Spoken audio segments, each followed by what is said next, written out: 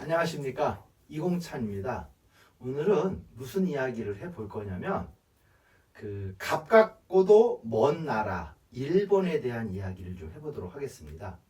우리가 왜 일본은 지리적으로 보면 우리나라랑 제일 가깝죠. 그런데 보면 무슨 사건이나 이런 게 터지면 우리랑 정반대의 이야기를 할 때가 많이 있죠. 그래서 또 국민 정서상 옛날에 우리가 또 식민지를 겪고 이러다 보니까 굉장히 좀 이렇게 먼 나라처럼 느껴지는데 그 이유가 어디 있는지 한번 이제 철학적으로 좀 접근을 좀 해보도록 하겠습니다. 일단 사람은요, 환경의 동물이라는 이야기를 많이 하죠. 환경의 동물이다. 그건 뭐냐면 주어진 환경에 따라서 사람들이 삶이 많은 영향을 준다는 거예요. 그러면 일본이라는 나라의 환경을 한번 일단 보자고요. 일본은요, 인정하긴 싫지만 백제의 후손들이 많은 영향을 미친 거는 사실입니다. 그리고 유전적으로 놓고 봤을 때 한국인하고 거의 제일 비슷한 사람들이 일본 사람들이란 말이에요. 그런데 왜 이렇게 됐을까? 이 환경인 거죠. 자, 환경을 한번 보자고요. 일본은 우리가 알고 있는 환태평양 조산대라는 지진이 막 일어나고 굉장히 위험한 지역에 산다고요. 그러면 사람이 기본적으로 항상 이 지진이라는 공포, 이거에 대한 두려움이 늘 내재해 있죠. 그러면 이런 재난이나 이런 것이 생겼을 때 어떻게 해야 될까요? 그렇죠? 그거에 맞는 매뉴얼에 의해서 따다다닥 움직이는 그런 삶이 내가 살아가는 데 있어서 굉장히 뭡니까? 유리한 삶이에요. 그렇기 때문에 매뉴얼에 따라서 행동을 하는 건 굉장히 모범적이고 유리한 사람입니다. 그리고 이 자연은, 일본 사람들이 보는 자연은 굉장히 두렵고 아주 무서움이에요. 쉽게 말해서 조화롭지가 않습니다. 왜? 수시로 흔들어대거든요. 그렇기 때문에 일본인들은 자연스럽게 이 자연이라는 것은 가만히 내버려 두면 안 되는 존재였던 거죠. 어떻게 합니까? 인간이 개입을 하고 뭔가 적극적으로 나설 때 이 자연은 뭡니까? 안정적으로 봤던 거죠. 그거에 반해 이제 우리나라 한국을 보자고요. 지리적으로 굉장히 가까워요. 그런데 한국은 환태평양 조산대에서 옆에 비껴나 있다고요. 그래서 어떤 일이 벌어지냐면, 예를 들어 해일 같은 게 이게 태평양 쪽으로 오면 일본이 막아주고 한국은 거기서 끝나요.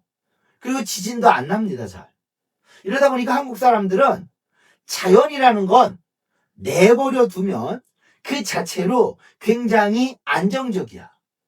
그리고 뭡니까? 굉장히 선한 존재인 거죠. 그래서 우리는 자연의 순리대로 살아야 사람은 뭐다? 제대로 산다. 이렇게 봤던 거예요. 그러다 보니까 이런 생각들이 이제 차례차례 굳어지면서 유전이 돼 왔던 거죠. 그러다 보니까 이 자연을 바라보는 시각 자체가 완전히 달라지는 거예요. 그러면 우리네 인간의 본성을 놓고 봤을 때 우리나라 사람은 사람의 본성이라는 것은 뭡니까? 자연으로부터 그대로 부여받은 인간의 마음이라는 거예요. 그러니까 자연은 부작용이 없잖아요. 그러니까 어떻게 합니까? 자연은 굉장히 선한 존재로 봤던 거죠. 근데 일본 사람들은 그게 아니에요. 아주 두렵고 무섭고 뭔가를 막 일으키는 악한 존재로 본 거죠. 그러니까 자연은 뭡니까? 선하다? 아니죠. 악하다고. 그래서 인간의 본성은 그 논리로 놓고 보면 뭡니까? 그렇죠? 자연을 놓고 봤을 때 본성이 안 좋기 때문에 자연도 악하다고 본 거예요. 그렇게 되니까 이제 뭡니까? 성선과 성악설이 나오게 된 거예요. 그러니까 일본 사람들은 기본적으로 자연은 악하다고 보는 거예요. 그러니까 성악설적 사고로 보는 거죠. 자, 그러면 악한 자연을 가만히 내버려 두면 됩니까? 안 됩니까? 안 되죠. 어떻게 해야 됩니까? 가만히 내버려 두면 이게 문제를 일으키니까 교정 교화를 통해서 이걸 바꿔야죠. 그래서 그 교정의 방법으로 나오는 게 뭐냐? 교육이었던 거예요. 그래서 끊임없는 교육, 쉽게 말해서 무한 반복하는 교육을 통해서 사람들을 뭡니까? 거의 매뉴얼화해 놓는 거죠. 이게 매뉴얼화가 좋게 말하면 로봇화해 시켜 놓는 거예요. 그래서 그거에 따라 움직이게 만들어야만 사람은 안정적이고 조화롭다 이렇게 보는 거예요.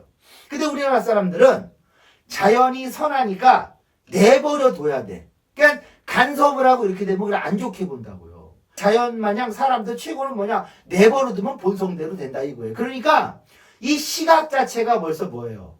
달라진 거예요. 사람을 보는 시각 자체가. 그러니까 인간이 본성이 선하다고 보는 사람과 인간의 본성은 악하다는 사람으로 이렇게 마주치니까 같은 사건을 놓고 봐도 서로 다른 이야기가 나오는 거죠.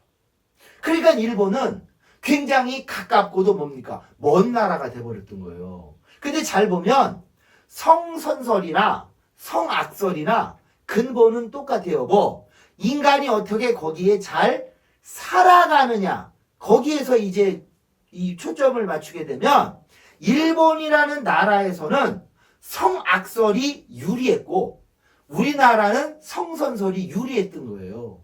그러면 결국 선성설과 성악설이 나오게 된 건 그 상황과 조건, 쉽게 말해서 시간과 공간에 따른 환경이 달라서 나온 것이다. 이렇게 보셔야 돼요. 그러면 인간이 이 세상을 살아가는 본질은 어때요? 똑같죠? 그러면 성선설이나 성악설이나 사람이 살아갔을 때 필요한 뭡니까? 하나의 방법론이었던 거예요. 그럼 이제 우리가 그거를 이해하고 일본 사람을 바라본다? 그럼 일본 사람들이 생각하는 건 이해가 되겠죠. 반대로 일본 사람들은 이제 그런 이치를 갖고 우리를 본다? 또 이해가 될 거예요. 그래서 성악설적 사고로 바라보는 사람들은 보이지 않는 거, 쉽게 말해서 뭐 정신이라든지 마음이라든지 이런 것들은 굉장히 그 악하고 나약한 존재로 보기 때문에 겉으로 드러나는 뭡니까? 이 몸 차원이죠. 몸뚱아리, 이게 다인 거로 보는 거예요. 그렇기 때문에 눈에 보이지 않고 막 이런 것들은 뭐 인정을 안 하는 거죠. 근데 우리는 반대로 눈에 보이는 몸이 다가 아니에요. 요 사람의 몸을 움직이는 본질인 정신이 중요하다. 이제 그게 또 주안점이 된다고요. 이러다 보니까 성선설과 성악설적 시각으로 사람을 보는 것도 또 다르게 보이는 거예요. 이러다 보니까 일본이 굉장히 가깝고도 뭡니까? 먼 나라가 된 거죠. 그러면 이제 반대로 우리가 못 보는 거를 이제 일본 사람들은 보는 거죠. 자, 우리는 사람의 몸이 주가 아니라 마음이 주로 본단 말이에요. 그러다 보니까 야, 마음이 중요하지 몸이야 좀. 이러다 보니까 몸뚱아리를 뭡니까? 좀 소홀히 대하는 게 있어요. 반대로 일본 사람들은 야, 보이는 몸이 중요하지 이 안 보이는 마음을 좀 소홀히 보는 경향이 있다고. 그래서 한국 사람들의 단점을 보완하는 게 일본인이 될 수가 있어요. 그래서 우리가 일본 사람들한테 배워야 된다라고 얘기하는 게 뭐냐면 질서 지키고 예절 잘 지키는 거 그건 배워야 된다. 반대로 이제 일본 사람들은 우리한테 배워야 될 게 뭐냐면 따뜻한 마음씨, 그 다음에 보이지 않는 정신, 이런 것들을 또 굉장히 높이는 거, 요거를 배울 때 서로가 보완이 된다고 볼 수 있는 거예요. 그래서 일본은 가깝고도 먼 나라지만 서로의 단점을 보완하는 상호 보완적 위치에 있다 이렇게 보면 돼요. 그래서 우리가 철학이라는 거는 상대적인 거를 보기 때문에 그게 이제 이해가 되면 서로 뭡니까? 수긍이 되겠죠. 그래서 일본은 이제 그런 식으로 바라보면 좀 이해가 될 겁니다. 자, 그래서 오늘은 일본이 왜 우리랑 다르게 성선설과 성악설이 갖게 됐는지 그런 이야기를 하고 또 다음 시간에 이어서는 좀 더 구체적으로 어떤 사건이 있을 때 왜 서로 다르게 이야기를 하는지 이제 또 그런 신뢰를 한번 이야기해 보도록 하겠습니다. 자, 오늘은 여기서 마치도록 하겠습니다. 수고하셨습니다.